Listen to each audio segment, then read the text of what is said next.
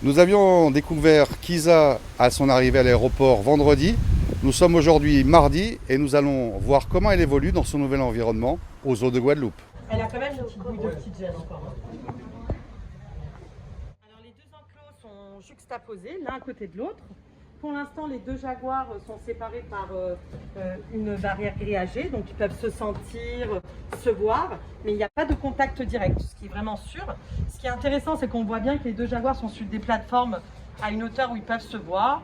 Ils se reposent tranquillement, ça veut dire qu'ils se tolèrent très bien, ce qui est très positif pour nous. Et en fait, on va attendre que Kisa ait ses premières chaleurs.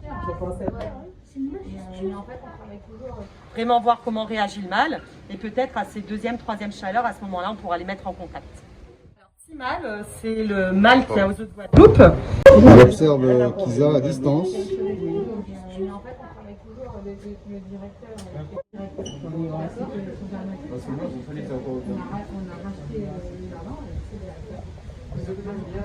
Donc lui, il est né aux eaux de Beauval et il est arrivé ici il y a déjà plus de 7 ans. D'accord. Et en fait, le comité qui se charge de la conservation des jaguars a estimé que Timal et Kisa étaient un bon match pour la préservation de l'espèce. Les deux sont bien deux jaguars, c'est juste une différence phénotypique, c'est-à-dire extérieure. Comme nous, on peut avoir des blonds, des bruns, c'est exactement pareil. On voit bien qu'on voit quand même les taches, donc il n'y aura aucun problème puisque ce sont deux animaux de la même espèce. Vous avez plusieurs fauves ici, donc Oui. on va parler des pumas. Alors bien évidemment, on ne peut pas mélanger puma et jaguar. Bien évidemment que non, on se doit de respecter les espèces. Donc là, on a un couple de pumas, donc puma concolore, et on a un couple de jaguars, Panthera onca.